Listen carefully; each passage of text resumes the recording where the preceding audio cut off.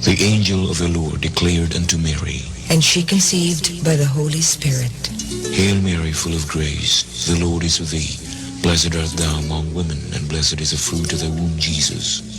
Holy Mary, Mother of God, pray for us sinners, now and at the hour of death. Amen. Behold the handmaid of the Lord. Be it done to me according to your word. Hail Mary, full of grace, the Lord is with thee.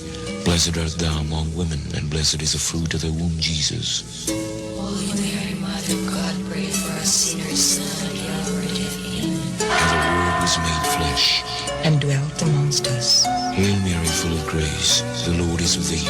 Blessed art thou among women, and blessed is the fruit of thy womb, Jesus. Holy Mary, Mother of God, pray for us sinners, now and at the hour of death. Amen. Pray for us, O Holy Mother of God. That we may be made worthy of the promises of Christ. Pour forth, we beseech you, O Lord, your grace into our hearts, that we, to whom the incarnation of Christ, your Son, was made known by the message of an angel, may by his passion and cross be brought to the glory of his resurrection, through the same Christ our Lord. Amen.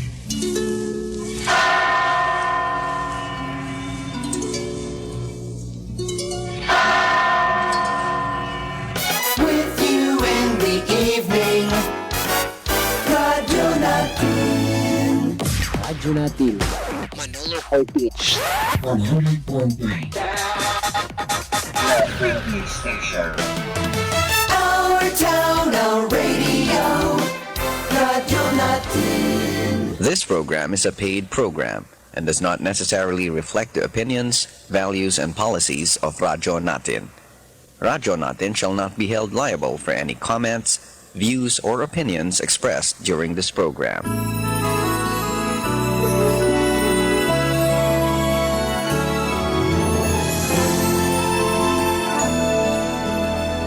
Do you see these children on the streets?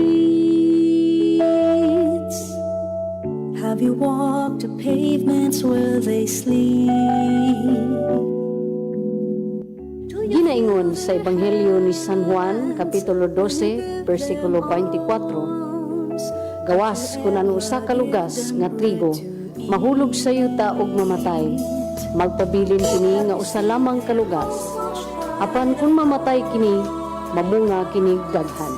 Mamunga ug mulipang lamang kita diha sa atong pagtuo, kung sama kang Kristo makat-on kita sa pagdumili sa atong kaugalingon ug magkinabuhi diha kaniya. Kung anaa si Kristo sa atong kinabuhi, makapamunga kita og mga bunga nga mulungtad hangtod sa kahangturan.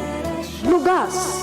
Lugas, usa ka programa nga mag-agat kanimo diha sa Kristohanon ug Katolikong pagtuo. Magpatubo kanimo diha sa pag-ila, paghigugma ug pag-alagad sa Dios ug isikatawo.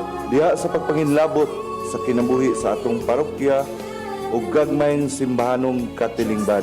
Pinaagi sa mga laygong lumlihok sa atong parokya sa Immaculada Concepcion sa lungsod sa Manolo Fortits. Lugas! Lugas atong madungog. Matag-adlong Biyernes. Alas 6 ngadto alas 7 sa gabi. Dinhi lamang si Bihala. 100.9 FM Radyo Natin. Lugas!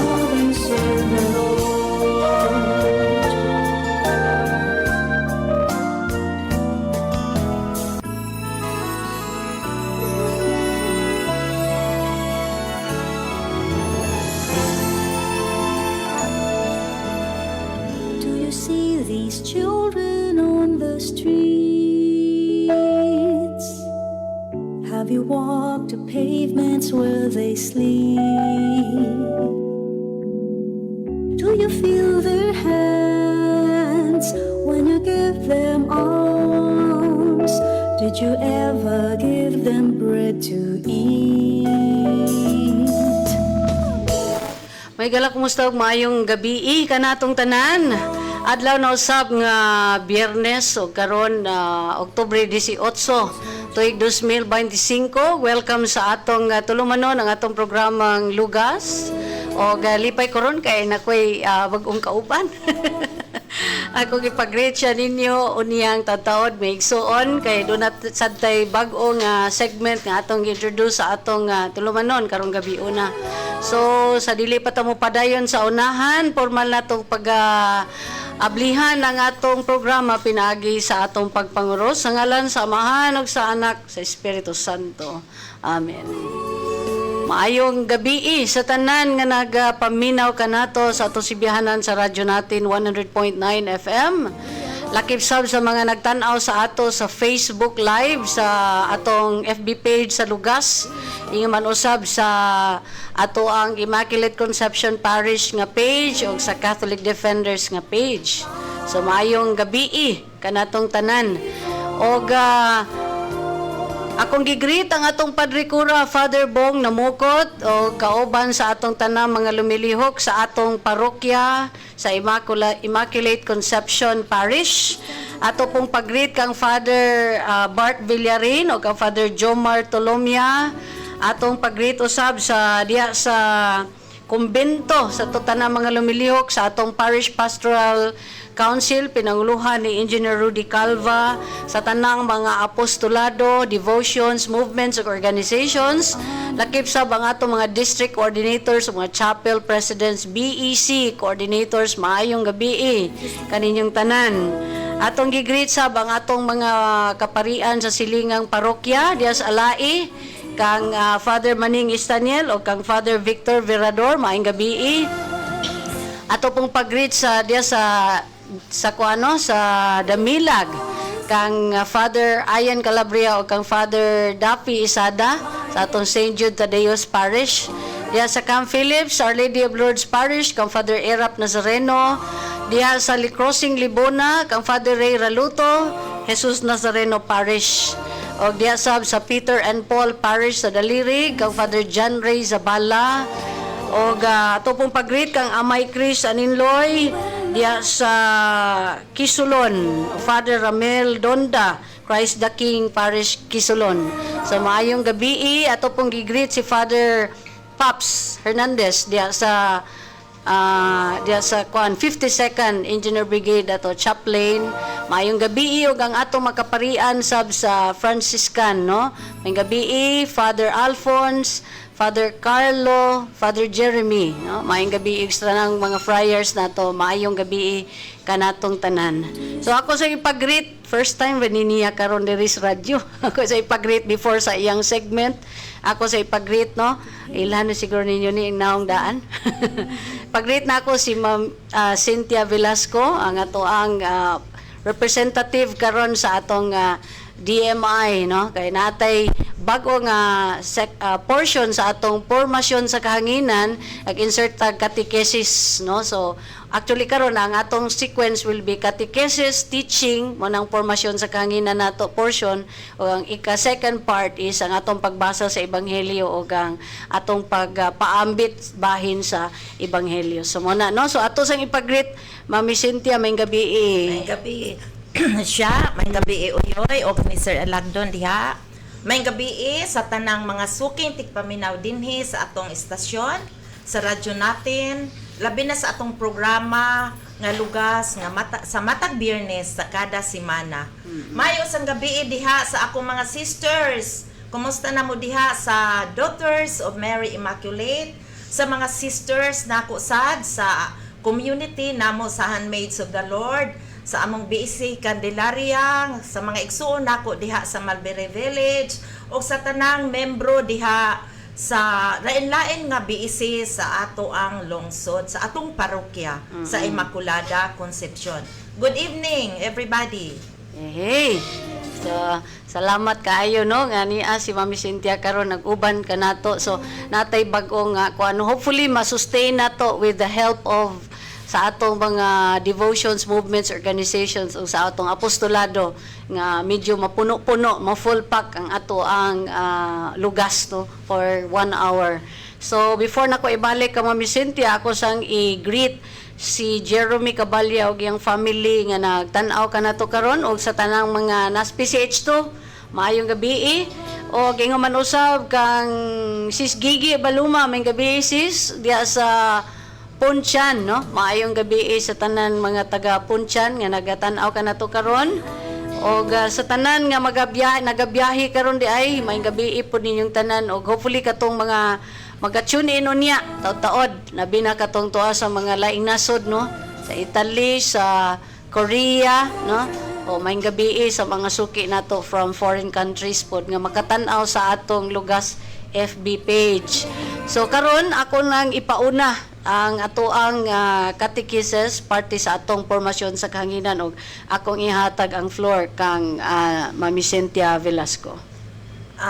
Mga kaigsuunan, usa ko ka membro sa Daughters of Mary Immaculate ug ako ay gitahasan karong gabi una sa pagpresentar sa among grupo sa DMI about sa mga pagtulunan labi na kay karong bulana sa Oktubre mao man ang bulan sa Rosario. So ikaduha sad ang DMI Daughters of Mary Immaculate International adunay usab devotion sa 2,000 Hail Marys matag permero nga Sabado sa bulan. So mao ni siya nga mo gipatako sa ako sa amo ang mga labaw si Sister Grace, si Sis Myrna nga mo nagdumala sa Daughters of Mary Immaculate. So nganong kitang mga Katoliko mga igsoon nagpasidungog kang Mama Mary niini.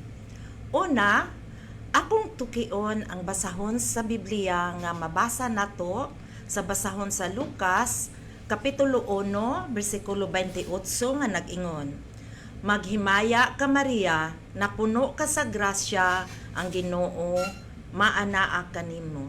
So sa English pa, Hail Mary, full of grace, the Lord is with you. Ang anghel nga si Gabriel mipahayag nga si Maria puno sa grasya. Kini nagpasabot nga siya usa ka babayi nga walay sala. She is a sinless woman mga igsoon, blessed with a deep union with God, who had come to dwell in her.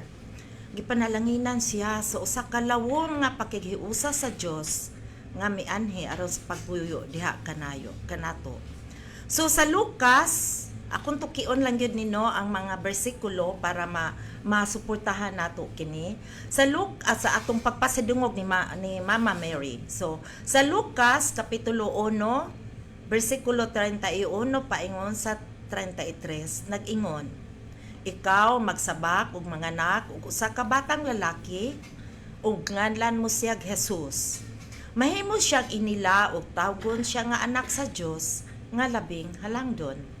Ang Ginoong Dios maghimo kaniya nga hari sama sa iyang kagikan nga si David.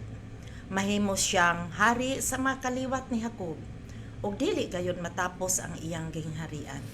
Mga igsuon, kini nga bersikulo nagpasabot sa dili hitupngan nga kahulugan ni Jesus. So walay kaparehas mga igsuon kay ang iyang kagikan balaanon ang iyang nga nagtukod kaniya ingon nga talagsaon nga balaang anak sa Dios, dili lamang sa usa ka propeta o hari. Ang titulo mga igsuon nga anak sa labing halangdon nagpasabot sa iyang talagsaon nga relasyon sa Dios ug sa iyang Diosnong kinaiya nga nagsumpay sa mga panagna ug mga propesiya nga makita ni nato mga igsuon, propesiya ni Isaiah, Prophet Isaiah nga mabasa diha nato diha sa daang tugon mahitungod sa Mesiyas. Makita nato na sa Isaias kapitulo 9 o kapitulo 11. Sa laing bahin usab ang Lucas kapitulo 1 bersikulo 38 miingon, I am the handmaid of the Lord, may it be done unto me according to your word. Nga sa binisaya pa, sulugoon ako sa Dios, mahitabo unta kanako ang imong gisulti. Mga igsuon, mao kini ang kabahin sa tubag ni Maria sa pahibalo ni Anghel Gabriel nga siya magsabak og mga anak og lalaki nga nganlan og Hesus. Usa kini ka internal nga disposisyon nga nagpaila sa pagpaubos ni Maria ang iyang pagkamasinugtanon, mapailubon, inubanan sa gugmang putli og sakripisyo. So wala gid siya mabalibad mga igsuon.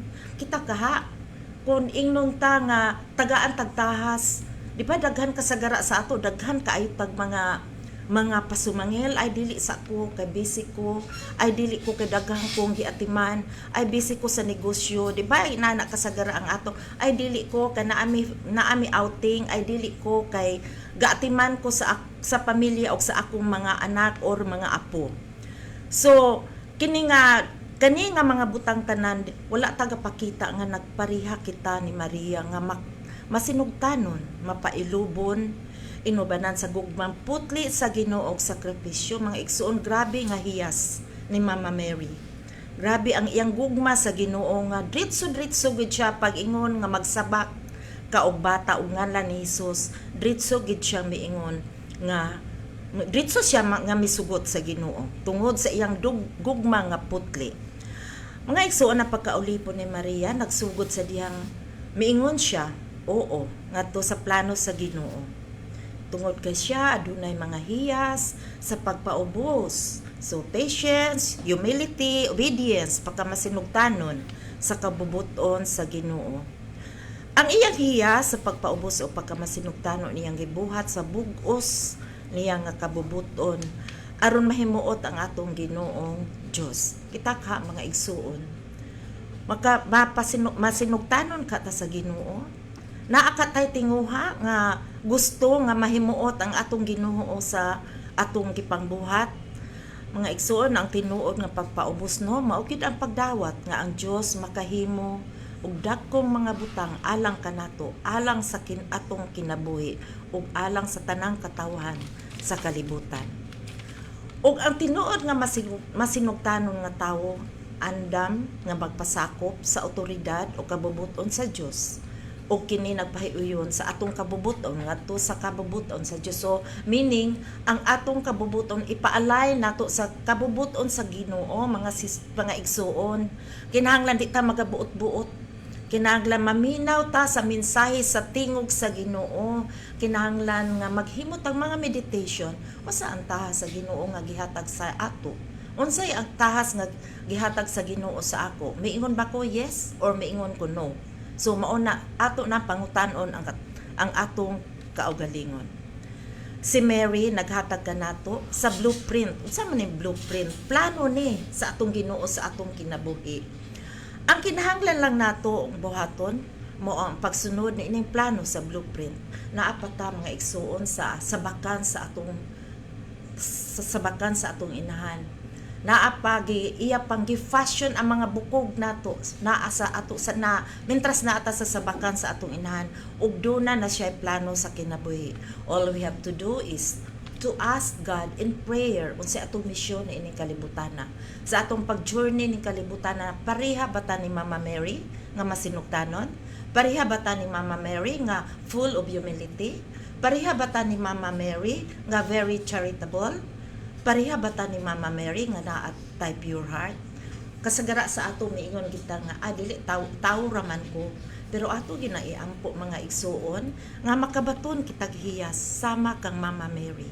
Tungod kasi Mama Mary mo atong example sa pagkamasinugtanon sa Ginoo.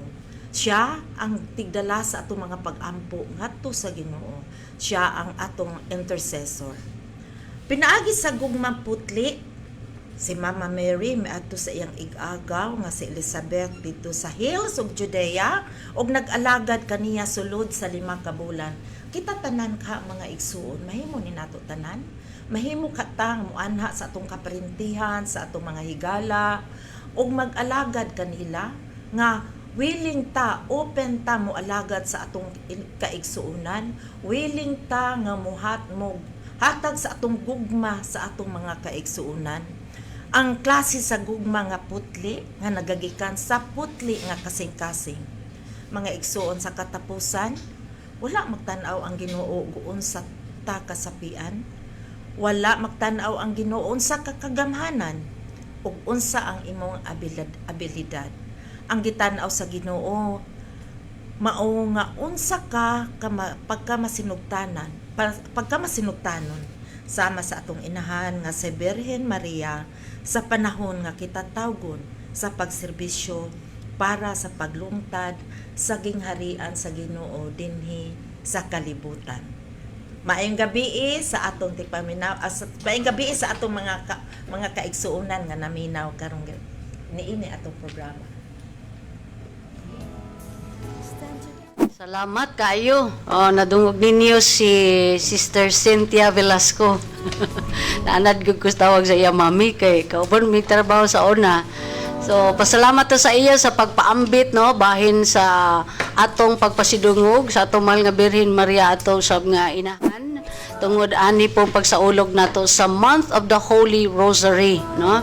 So, salamat kaayo og atangi pa ang mga sunod pa nato nga mga kaning tidbits, no, of catechesis nga atong gaibutang diri sa atong programang lugas aron medyo mas loaded pagid kaayo maigsuon ang ato ang kukabildo pagisgot sa pulong sa Ginoo, no. So muna maigsuon this month of October we dedicate to Our Lady kay lagi maingon pa niya blueprint, no. So meaning kung nabuhat sa atong Ginoo si Mama Mary ang example sa tanan nga kabuhong sa panalangin sa Ginoo, siya mo'y nasampulan ani, no, kana bitang pag-ingog full of grace, no. So nindot kaayo lawom kay ng full of grace, no, kay lahi gid na siya nga term, it's above else anybody else, no. Murag on her level siya gid ang pinaka so mo na maigsuon nga perfect example nato nga unsay plano sa Ginoo sa tao, no, nabuhat na niya sa atong mahal nga inahan. So manang grabe kay nga to ang kuan karon pag-dedicate sa tibuok bulan sa Oktubre.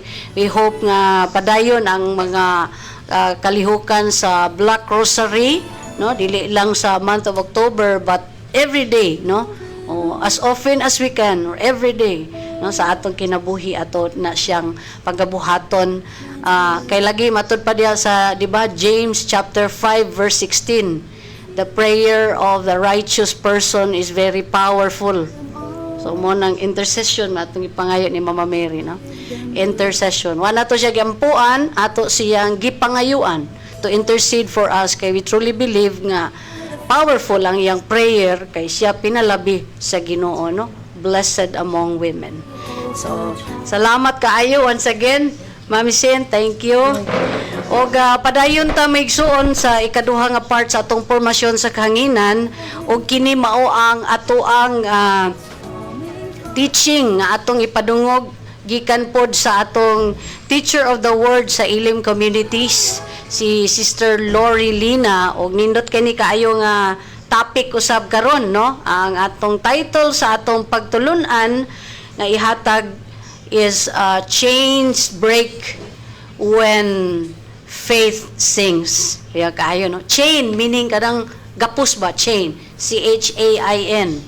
So mabungkag, mabugto ang chain kung ang pagtuo muawit na, no. So atong tan-awon ang pagtulon o paminawon o tan-awon ang pagtulunan nga ihatag kanato ni Sister Lori Lina sa Elim Communities.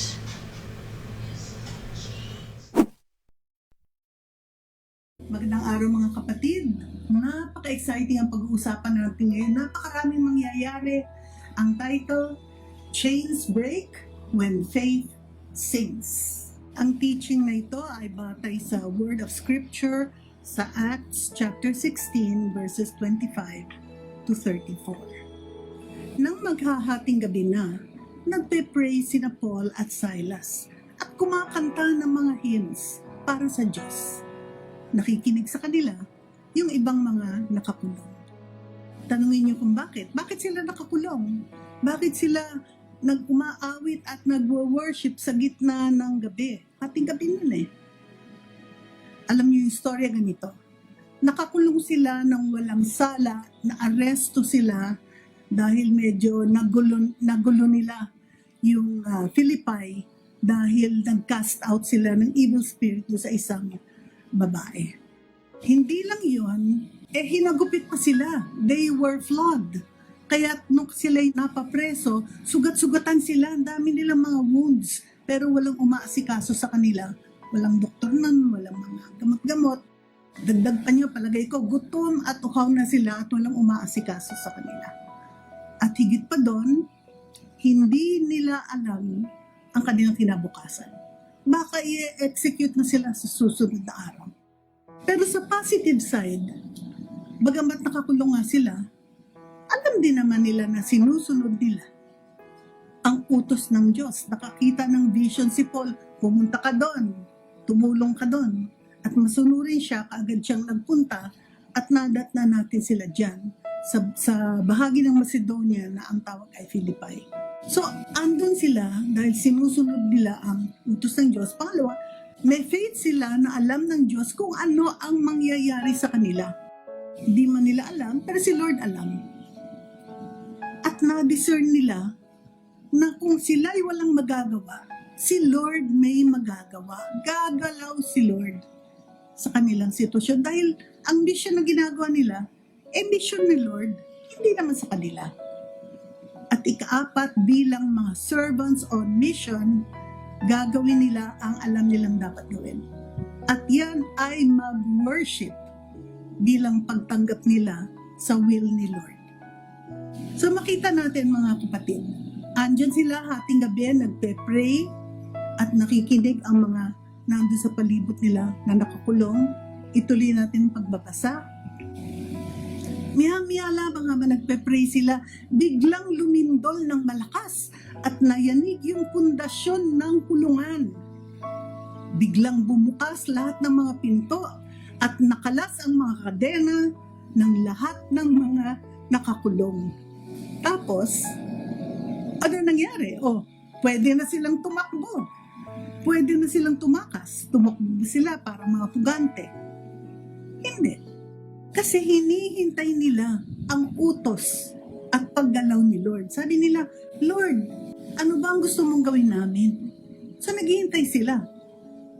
Yung mga ibang preso naghihintay din kasi nagulat sila sa himala na nakita nila na talagang nakalas lahat ng mga kadena, nakagapo sila at ngayon hindi na. They were free, pero hindi sila tumakbo. Nagintay sila sa pagkilos ni Lord. Nagising naman yung guard at nakita niyang nakabukas ang mga pinto. Akala niya tumakas na yung mga nakakulong, kaya hinugot niya ang patalim niya para magpakamatay. Sobrang drama talaga itong mga readings na ito. Akala niya, papatayin na siya at paparusahan ng mga amo niya dahil nakatakas ang mga preso. Hindi lang siya natakot sa sarili niya. Papatayin siya, baka pati yung buong angkan niya, bawian. Ano nangyari? Sumigaw si Paul, huwag mong saktan ang sarili mo, nandito kaming lahat. Humingi ng ilaw yung guard at pumasok siya sa kulungan at anong nakita niya?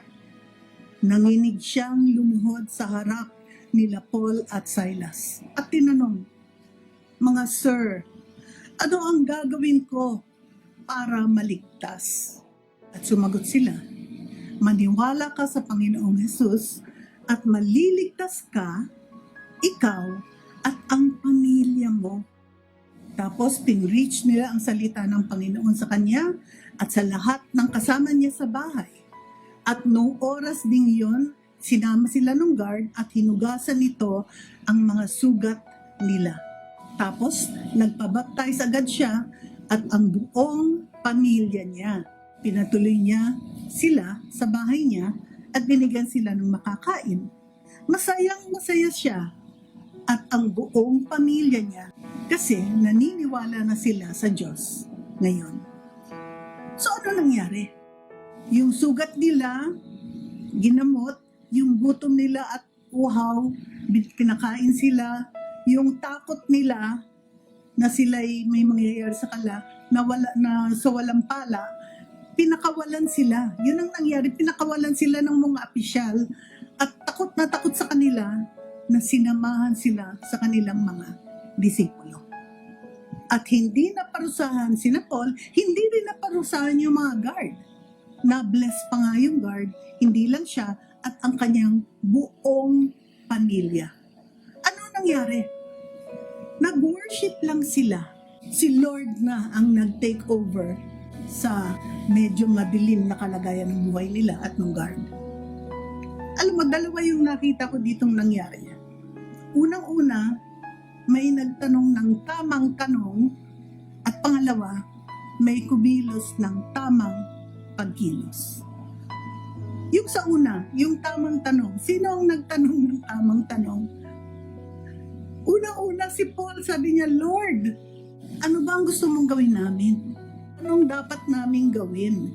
Pwede na nga silang lumaya, pero imbis na lumaya lamang, tumakbo, inintay nila kung papaano ang tamang pagkilos na gusto ni Lord. Pero ang talagang nagbigay ng tamang tanong ay yung gwardiya. Sabi niya, what must I do to be saved? Ano kailangan kong gawin para maligtas? At siguro nung narinig ni Paul, sabi niya, eto na rin yung tinanong ko. Anong dapat kong gawin para magkaroon ng kaligtasan dito sa sitwasyon na ito? Kaya alam na niya ang sagot at sinabi niya doon sa gwardiya, believe in the Lord Jesus and you and your household will be saved. Maniwala ka sa Panginoong Hesus at maliligtas ka, ikaw at ang pamilya mo. Sa anumang sitwasyon, kung ang sitwasyon ay masikip, depressing, parang hindi mo alam ang gagawin mo, wala kang magawa, parang ikay nakatali, nakagapos, tanungin mo si Lord, Lord, what must I do to be saved? So yan ang napaka-powerful na tanong na ang bawat tao ay dapat tanungin kay Lord. Kung never mo pa ito na tanong kay Lord, tanungin mo na, what must I do to be saved? Ano kailangan kong gawin para hindi lamang ako ay masave, kung hindi makamtan ko ang langit, makamtan ko yung pagkakataon na makita ka Lord face to face. Dapat tinatanong natin ang Lord kung ano yung will niya para makamtan natin to. At yung pangalawang sinabi ko, tamang pagkilos. At yan ang ginawa ni Paul at ni Silas. Sa kagipitan nila, sa kanilang pagkagapos, sa parang sitwasyon na parang hopeless na, hindi nila alam ang gagawin, hindi nila alam ang kinabukasan nila. Lahat negative. Anong ginawa nila? Nag-worship sila. Dinala nila ang sarili nila sa presensya ng Panginoon at sinurrender nila ang sarili nila. Sa pag-worship, ipinroklama nila that He is the King of Kings, Lord of Lords. He is our Savior. Siya lamang ang makagagawa ng paraan ng kanilang na sila hindi lamang mapalaya kung hindi maproklama ang mabuting balita. Kasi yun ang assignment nila. Kaya sila nasa mission. At ito exactly ang hinihiling ni Lord. Na anuman ang sitwasyon, ang lalabas sa atin, ang kagalakan na nasa puso natin, yung apoy na nasa puso natin, idideklara natin kung sino ang Diyos na si Lord of Lords at King of Kings. Siya ang tunay na makapagpapalaya. Siya ang makapagde-deliver. Siya ang makapagbibigay ng sagot sa anumang kadiliman na ating nararanas. Sabi sa Hebrews 4, verse 16, kaya wag tayong mag-aalangang lumapit sa trono ng napakabuting Diyos. Doon, matatanggap natin ang awa at sobrang kabaitan niya na tutulong sa atin sa oras na kailangan natin. Let us confidently approach the throne of grace to receive mercy and to find grace for timely help. Tamang tanong, Lord, what must I do to be saved? Ano kailangan gawin ko upang ikaw ay pagsilbihan? Tamang pagkilos, Lord, I come to worship you. Let your will be done in my life. Sa mga panahon ng kadiliman, sa mga panahon na nag-aalangan tayo, sa mga panahon na hindi natin alam ang kasagutan, sa mga panahon na mayroon tayong persecution, let us go and worship and praise the Lord. Dahil kapag tayo nagpe-praise, tayo nag-worship, ang power ng Panginoon ay siyang talagang umaandar at mangyayari ang gagalaw ang Lord at kung ano yung gusto niyang mangyari, yung mangyayari. There will be freedom for us. There will be deliverance from all our problems from the darkness na binabalot tayo at sa pamamagitan ng presensya ng Panginoon, the presence of the Holy Spirit, we will be set free. And I pray na sa pamamagitan ng pagtuturong ito, makaramdam kayo ng tunay na kalayaan sa gitna ng anumang kagipitan habang tayo ay nagpupuri sa Panginoon. Thank you, Sister Lloyd. For being an instrument of God in Atong oras may igsoon 35 minutos suman makalabay ang alas 6. O gapadayon ka muna minaw sa atong programang Lugas. Kauban yung igsoon Sharon Given Kantak Bobo o kaganina inyong nadungog, nakita si Sister Cynthia Velasco na paambit o catechesis no bahin sa pagpasidungog sa mahal nga Birhen Maria o ang atong teaching nga giuluhan Chains Break When Faith Sings gikan ni Sister Lori Lina. So di pa ko mo padayon sa pagbasa sa atong ebanghelyo karong umaabot nga Domingo, akong gigreet si Atilaklak Mufar maayong gabi. O kang Mas Juliet Raot, may gabi isab, salamat kaayo sa pagtanaw. Kang Kagawad Florami Pinaso, may gabi salamat po sa kanunay pagsunod. Ate Fe Adag Kabahis, kumusta ti? Mayong gabi. Akong Auntie Ima sa Taguluan o sa akong tanang mga iyaan o guyuan sa Taguluan, may gabi. Kang Riyang Mamahon Ilaw diya sa Camp Phillips, may gabi, tanang mga taga Camp Phillips karon tugnaw dito. Diapod sa okasyon kang Sis Mary Jane Mangga, Sister Tata, Brad Sunny, Brad Joy, you know? O sa tanan nato makigsunan diya sa Ilim okasyon may gabi. Kang Brad Reynaldo Pinalas, of course ato gining suki kada gabi wa ni siya, wa na kada Birnis ni siya. Wa ni siya absent sa atong tulumanon. So, anita sa second part sa atong programa, ang pagbasa na to sa Ebanghelyo karong umaabot nga Domingo. English man ning akong kopya dito, no? Wa ko makaandam sa Bisaya na awestruck ko nga niyan si Mami Cynthia. Anyway, may igsoon. So, atong basahon, ang atong Ebanghelyo sumaabot nga Domingo, kutloon gikan sa Ebanghelyo ni San Lucas kapitulo 18 bersikulo 1 ngadto sa 8. So I will read from the English Bible sa atong katong 365 days with the Lord nga guide. Ang title nini maigsuon, The Parable of the Persistent Widow. Jesus told his disciples a parable about the necessity for them to pray always without becoming weary.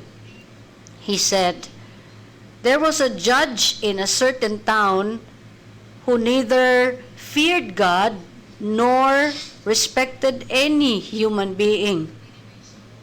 And a widow in that town used to come to him and say, render a just decision for me against my adversary. For a long time, the judge was unwilling, but eventually he thought, while it is true that I neither fear God nor respect any human beings, because this widow keeps bothering me, I shall deliver a just decision for her, lest she finally come and strike me. The Lord said, pay attention to what the dishonest judge says. Will not God then secure the rights of his chosen ones, who call out to him day and night? Will he be slow to answer them? I tell you, he will see to it that justice is done for them speedily. But when the Son of Man comes, will he find faith on earth? The Gospel of the Lord. Praise you, Lord Jesus Christ. So, mo to ang Ebanghelyo maigsuon, just to run through, nagsulti si Jesus ug usa ka sambingay, no, aron pag-aghat kanila sa pag-ampo kanunay nga kanang dili magmaluyahon, no, dili mahutdan o paglaom, no, di mo undang sa pag-ampo. So iyang gikumpara ang naa kunoy usa ka judge nga di gani mo tuo sa Ginoo, di pud siya magrespetar og bisan kinsang tawo, pero tungod kay dunay biyuda nga nagpunay gayud og kuan sa iyahan, no, follow up. Di ra siguro ni follow up, kuan na gyud siguro ni kanabang pangulit ba. So sa nitabo sa iya nga tuno di siya mo tuog Ginoo, di sad siya magrespetar ang mga tao, pero kay gisamukan siya, no, the widow keeps bothering me and I shall deliver a just decision, no. Kay basin mo ani na siya diri manghasi na, no, manaingaw na huna sa judge. So mo nang ingon si Lord diri nga pay attention to what the dishonest judge says, no. Kung inana man gani ang huwis nga wala gyud siya pagtuo o wala pod siya pagtahod sa tao, mapugos gani siya sa pagbuhat sa hangyo sa byuda. Unsa pa ka ang Ginoo, no? Dili ba ang Ginoo kanang maglangay ba siya sa pagtubag sa atong pagampo, no? Nga He's a just judge and He's a merciful God, no? So mo na nga ningon siya diri sa last verse, I tell you, He will see to it that justice is done for them speedily. Ihatag yun ang hustisya, no? But when the Son of Man comes, will He find faith on earth? Manang pangutana sa pagbalik sa Ginoo, makakaplag baka siya pagtuo. Sama ni ining pagtuo sa byuda nga gisgutan karon. Persistence in prayer. Mao ni ang murag pinakadugukan sa atong ebanghelyo karong umaabot nga Domingo.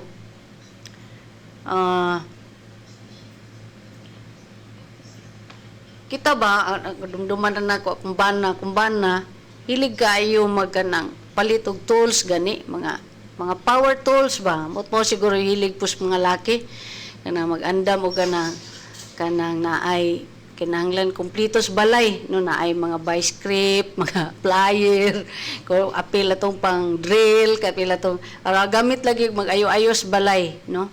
Anay murag power tools na to nga ato geng giandam kay para gamito na to in case o kinanglanon, no, labi na ng mga screwdriver minanam gamit sa mga ayo-ayo bitaw sa motor, sa balay, sa unsa na lang. Pero kani bitong prayer may igsuon super sana ning kita super power tool gyud nato ni nga dili lang ni siya kanang unta kuhaon lag kinahanglan kundi kani siya maintain yun ni kay it's a superpower that we cannot live without, no, kanang dili pwede nga molabay ang adlaw without praying, and we need to use this power tool of prayer every day, no. So mo na nga ang ako karon pagpaambit akong isentro sa kaning unsa man ang buot nga ipasabot kung maingon tag persistence in prayer, no? Persistence in prayer. Una, kining persistence in prayer, pagka makanunayon sa pag-ampo, nagpadayag di siya sa gitawag nato nga dependence on God. Dependence on God. Widow mangyod, byuda mangyod ang gigamit sa Ginoo dinhi, no, kanang sa unang panahon kung byuda gyud grabe gyud ka-powerless kay ang mga babae sa una di man gay apilog ihap, di ba? Kadumdum mo sa katong feeding of the 5,000, 4,000 na ingon dito nga kanang mga lalaki to gihap dayon. Wala pay labot niini ang mga babae o mga bata. So gani appeal sa ihap dog widow gani kana bang you are really very powerless anya atong tan-awon sa atoang kana bang sa atong parable karon i-compare siya sa kisa iyang gi-approach ay judge, no, a very powerful judge. So ang huwis do nga mooy ang iyahang desisyon murag naa didto nagbitay ang kaugmaon sa widow. So para nako it's a symbolism of kana bang kita nga gatan-aw ta sa atong kaugalingon having no authority whatsoever on God, no, kana bitang kadumdum ta na mapanahon nga gabi na kay kadesperado ka ita nga murag kung pwede pa lang naabay milagro karon nga gikan sa langit. Anang inana gid nga kanabang pag hangad na to sa Ginoo ba nga very dependent kita. It's like a widow who has no job, no power, no money at all. Kita pod maigsuon kung ang atong tanaw sa tong kagalingon kanang bastante ta, we don't need God. Dili kita mo persist na og pagampo kay nagsalig man ta sa atong kagalingon. But kung wala tayo laing gisaligan sa atong kinabuhi ang Ginoo ra, desperado ta nga burag ang tubag ra gyud sa tanan natong pagampo ang atong gikinahanglan ang Ginoo ra persist kita sa pagampo. Sadly may isuon daghan nato nga kuana kanang sulayan na ang tanan, no, kana bitang in terms sa like masakit or natay mga problema, all kinds of solutions tanang tao atong gi-approach. Last na to gi-approach ang Ginoo, murag katapusan mo may nakasagara to pagampo. Lord, ikaw na lang ang akong pag-asa. It's as if our God is the last resort at all times. Nga unta, kung dependent ta sa iya ha, siya may una, no? Siya may una na gisangpit kay siya may mopalihok sa tanan. Siya man ang mag-make way sa tanan. So mo ni siya may igsuon nga parang baliyod, no? Kung atong prayer wala pa na, di na siya persistent, wala pa diha na padayag ang atong pagsalig, no, dependence on God, no, na siyang una nga punto. Ikaduha kanipong gitawag nga patience, pasensya, no? Ani yung pasensya bitaw personally usagid ni sa virtue nga medyo mailap ginis ako. Usa ni siya sa akong gipangayos Ginoo kaning pagpasensya, no, kay grabe ka mubo na kog pasensya. Unya mo sigurong giparis kog pasensyoso. Walay ako tuwa yung pangitaon dito na no. So patience kana bang di man gud ta pwede magkana bitong atong dalion ang Ginoo magbuot ta sa iya because He is all knowing. And all we can do is just wait for His perfect timing. Ay dili man ingon ta we do not receive immediate answer sa tanan natong gipangayo. Gani kining byuda nagpunay ni siya, no, nagpunay ni siya. And ang tubag sa Ginoo, no, is not always according to our kanabang timetable, according to our expectation. Kaya nga itong Ginoo ato mo ibutang sa box nga kinibig yun ang buhata, Lord, ha? It's like directing God to do what we want rather than katong giingon ni Mami Cynthia ganina, i-align na to. Balik kayo, no? I-align na to ang atong plano sa atong kinabuhi, atong mga buhaton, pagabuhaton, sa kabubuton sa Ginoo. And that is also one of the effects sa atong prayer kung doon na deeper relationship, no? So ato nang palawman unya. So ano patas patience. So God always has the perfect timing. Kung kita very kanabang demanding sa Ginoo, no, kulang kitag pasensya mo nang pag-abot sa pagsulay gusto nato milagro orada, no, dili ta makahulat. Mo nang kasagara mo talikod di nako di ko mutuo kay inani. So it's as if usahay, no, mga ni atong taras, it's as if nga kinahanglan tang suhulan sa atong maayong buhat, which is not really. Sama sa giingon ni Mama Mary, sulugoon ako sa Ginoo matuman ang imong gisulti. Diba? So servants, ang servant sa katong previous nga Domingo, diba? Kanang gikan pa sa nagtrabaho sa uma, ikapoy pa niya na ang amo, syempre di mo ingon ang amo paulay sa amin siya, di gamuhi ko manihapon na ta. O napay kaduhang sugo. So mao na maigsuon nga ang patience nato sa Ginoo, no? Usahay man gud na tungod man na sa pride, wala tay patience kay taas atong pagtanaw sa atong kagalingon, wala ta diha sa gitawag katong number 1 ganina, dependence on God, and it follows that we don't have patience with God, no? Ikatulo, kining persistence in prayer usa pud ni siya ka expression of faith, no, kanang pagtuo nato sa Ginoo. Sa atong first reading karong Domingo, which should be taken from Exodus 17 chapter 17 verse 8 to 13, magisgot ni bahin kang Moises nga kanang daman to'y panagsangka, no, i-engage ni Joshua si Amalek sa usa ka panagsangka. Unya ang nahitabo, niadto si Joshua didto kay moingon ni Moises kanang ang kamot ni Moises, kung gipataas ni Moises ang iyang kamot, mudaog si Joshua. Unya kung ipaubos niya, mapildi si Joshua, no? So mo nang nahitabo. So ang nahitabo, para dili manaog ni Moises ang iyang kamot, igunitan ni Aaron og ni Hur, no? Mao ni siya ang naa sa atong first reading, maigsuon. Expression of faith. Kaya sahay man gid maigsuon, kung si Moises gigunitan siya ni Aaron og ni Hur para musaksid, no, ang plano sa Ginoo nga buntugon ang mga kanang mga grupo ni Amalek.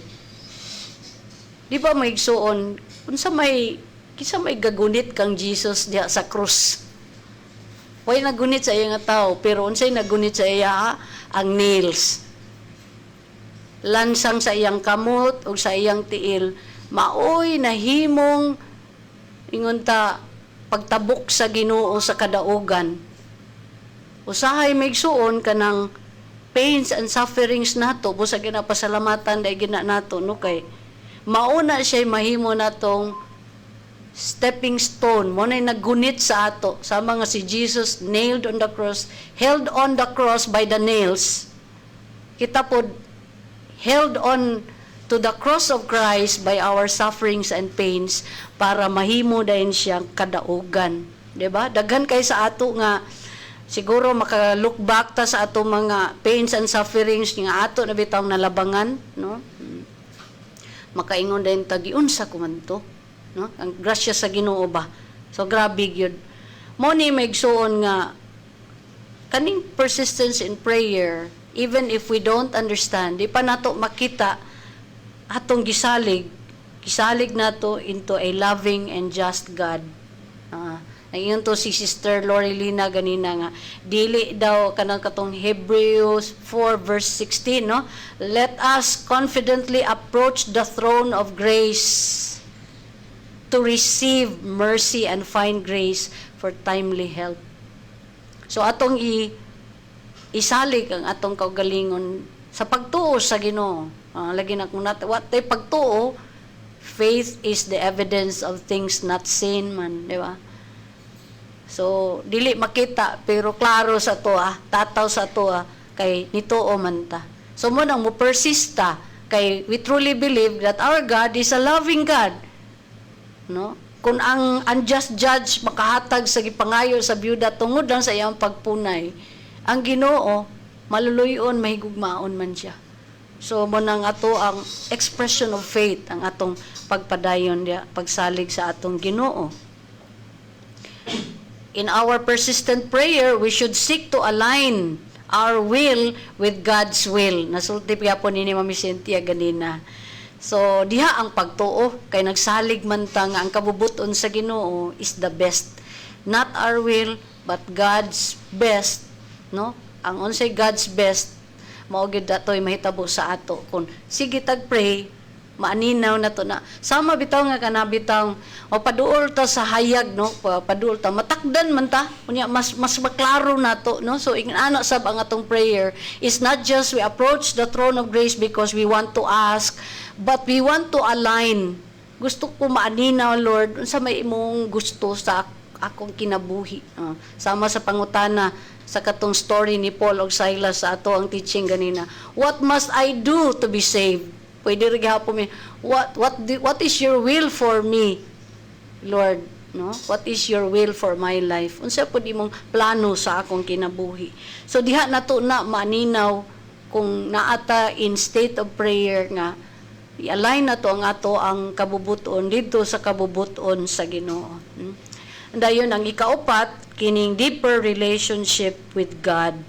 So, nag-ingon ko ganina nga, mabuton tata sa punto nga kanang na drawn na taba, naanagid ta sa, di na pwede. Dili na pwede kung dili ta mag-ampo. Kaya sagara sa ato, kay basta muundang di pag-ampo, di ba, lugay na kayo ibalik, migsuon. So, muna importante ng persistence para mulawom ang atong pagpakigrelasyon sa atong Ginoo and nourish our faith at the same time, no? Buhion ang atong pagtuo, maluyag yun ang atong pagtuo, wa tay pag-ampo. Munang we should remain faithful. Na diri sa atong second reading, 2 Timothy chapter 3 verse 14 o ngadto sa chapter 4 verse 1 to 2. Nya ang last ani ingon gid diri, proclaim the word, be persistent whether it is convenient or inconvenient, convince, reprimand, encourage through patience and teaching. Usahay biya inconvenient gyud. Inconvenient. Daghang mga panahon sa atong kinabuhi, inconvenient. Pero whether convenient or inconvenient, padayon gyud ta migsuon, no? Dili ta maluya diha, di ta muundang diha. Mao gina ang challenge sa ato, dili ta muundang magpursige, magpersist sama sa kaning widow nga atong gisgutan sa atong parable karong gabi una, no? So byuda. Ang dakong pangutana diha mo tong sa ending. But when the Son of Man comes, will He find faith on earth? Naapa ba kay may kaplagan ang atong Ginoo nga pagtuo sa iyang pagbalik? Kita na to karon, grabe gid kaayo ang pagtuo sa gahom ug kwarta. Grabe jud kaayo. Naapa ba kay makitaan ang Ginoo sa iyang pagbalik na faith in Him? Magmatngon kita ani magsuon, magampo ta. Let's continue to pray and ask God.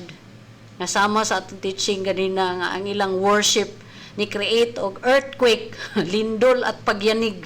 May unta kaning lindol or effect of our prayer, dili unta ni shaking to wake us up. Ba, grabe kayo. Si Paul ug si Silas sa ilang pag-worship ni shake ang yuta. Kanaunta, no? May tabo sa to, atong pag-persist sa pag-ampo, and justice will be done speedily. Nangingon ni Lord dire. Kanindot kaayo maigsuon, kanibang kaning prayer si matakadungog ani, pero wala gina ka ng mag-agad ni siya, mag-agad gyud ni siya sa atong pag-persist. Kung padayon ta, mapadayag gyud nato ang atong pagsalig sa Ginoo, dependence on God.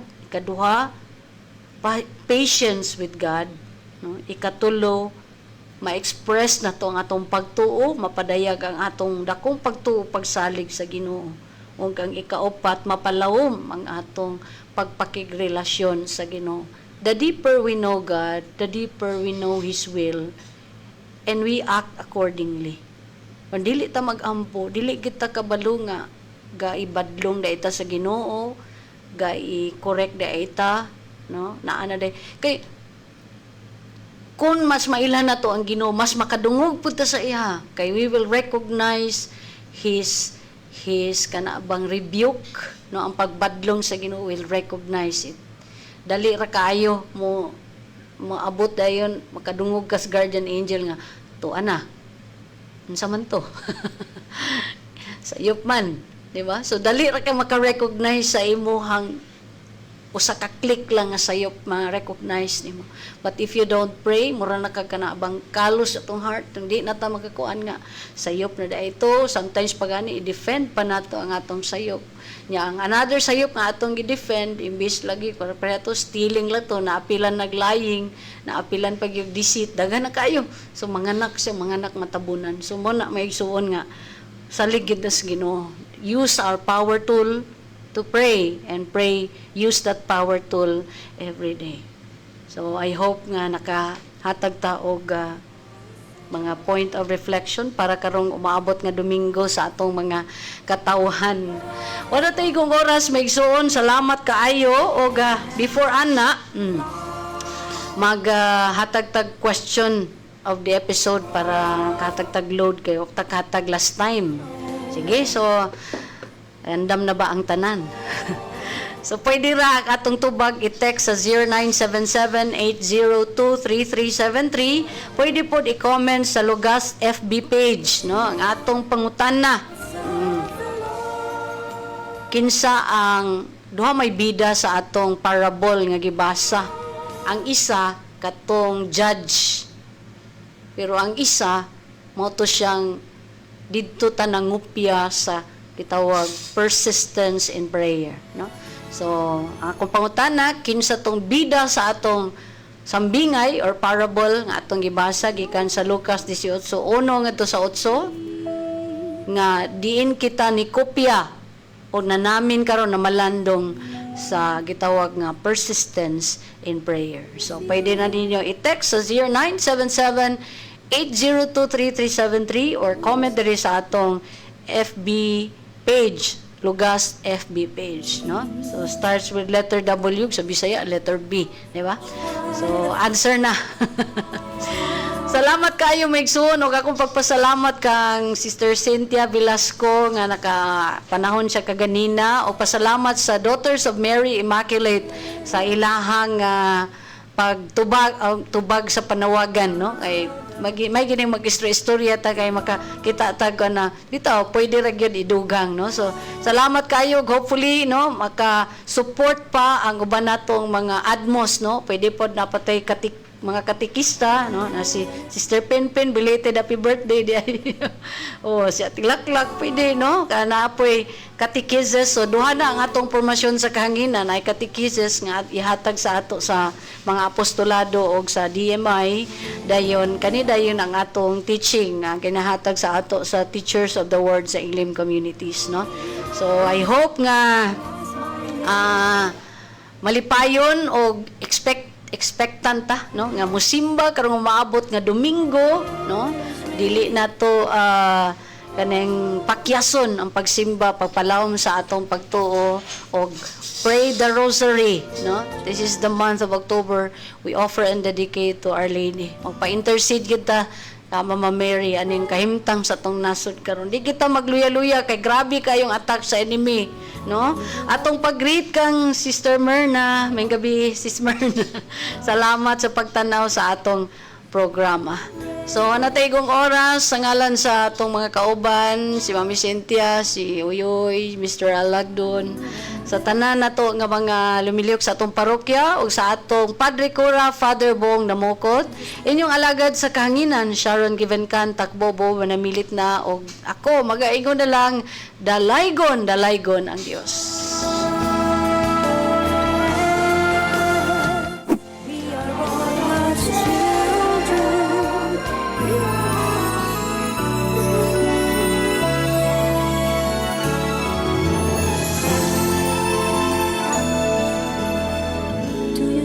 These children on the street.